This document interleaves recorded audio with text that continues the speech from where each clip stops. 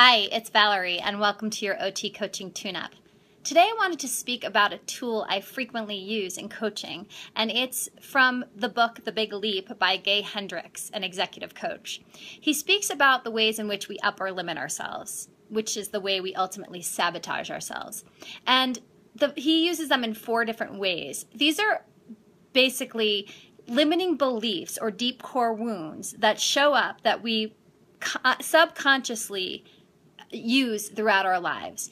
And so what happens is that when these old stories, old wounds, old limiting beliefs come up, we up or limit, we sabotage ourselves from experience great joy, great pleasure, great success in a certain area of our lives. And these creep in without us noticing it.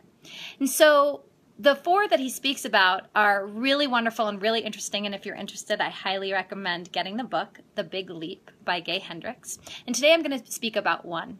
So what happened for me and how this showed up was the day before the new moon, the solstice, a friend of mine asked if somebody could come into my yoga class to take pictures for the paper, and it was for an event that was happening that weekend that I had nothing to do with. And I said, sure. And so they came in, took pictures, didn't really pay attention. And the next day, I started to get a ton of texts saying, love your picture on the front page, and oh my gosh. And I was like, what? I didn't even know. And so I found out that I was on the front page of the paper as well as the front page of the entertainment section. And I was flooded with a ton of emotions. Like, I was excited, I was completely honored, I thought it was really cool, I felt significant, it was just truly an honor, and I was like, wow, this is kind of like a big deal in my little town, And then all of a sudden, I started to feel all these other emotions come in. I started to feel guilt. Why is it me? It should have been my friend. The weekend wasn't about me. I started to feel a lot of shame. I started to worry about what people would think. I started to worry if people would envy me for that and then hold that against me. And it was so interesting. And so what I started to do was I watched those upper limiting thoughts start to come in, the sabotaging thoughts come in, and I acknowledged and validated them. It makes sense. The belief is I don't want to shine too big. And this is something that I've had my entire life. For many different reasons, I didn't want to shine too big in the world. I wanted to kind of dim my light down because I didn't want to make other people uncomfortable, whether it was my sister or other people in my life. I didn't want to make other people uncomfortable, and it was really, really important for me. And so throughout my life, I would do all these different things to sabotage myself when I was experiencing great success or about to experience great success. And I could name a ton of different times that it happened. And so here it was again, showing up.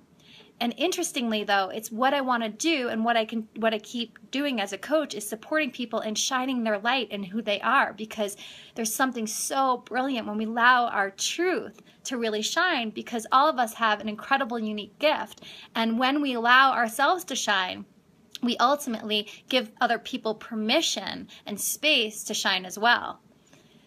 It's not always going to be that way, right? Because sometimes when you're shining your light and you allow yourself to really celebrate who you are, it sometimes does make other people feel uncomfortable. And so in turn, they might project stuff on you because it makes them so uncomfortable, and it's not okay. And so oftentimes we dim ourselves down, we bring our vibration down in order to match that person. And so what I got to do is witness this inside of me, acknowledge and validate those feelings that were coming through, because it makes sense. It's a habit I've been doing for so long, and just continue. What I did is I continued in my mind to go to that place of, this is an opportunity, and this isn't about me. This is an honor, though, and I want to really, really expand that pleasure feeling in my heart of the opportunity, of the honor, of the beauty. And so it was a practice, and it was really, really interesting to sit with myself. So again, this is something that not everybody has, but I invite you to create some space to really sit with the ways in which you might dim your light down, deflect certain things that are coming at you, from really allowing yourself to shine big in the world. And if you do notice it, just look throughout your life, the ways and the times in which you have dimmed your light. And just remember that these are patterns that so many of us have had for so long. So really acknowledge and validate those very natural and normal feelings that are coming through. And then from that place to really look at the beautiful things in which you are, and remember, this is just a belief in you. My question is, what belief would you rather have about shining in the world? And the more and more we play that belief in our minds, and we stay true to that new story, that becomes our truth. Because that's how the other one came there in the first place.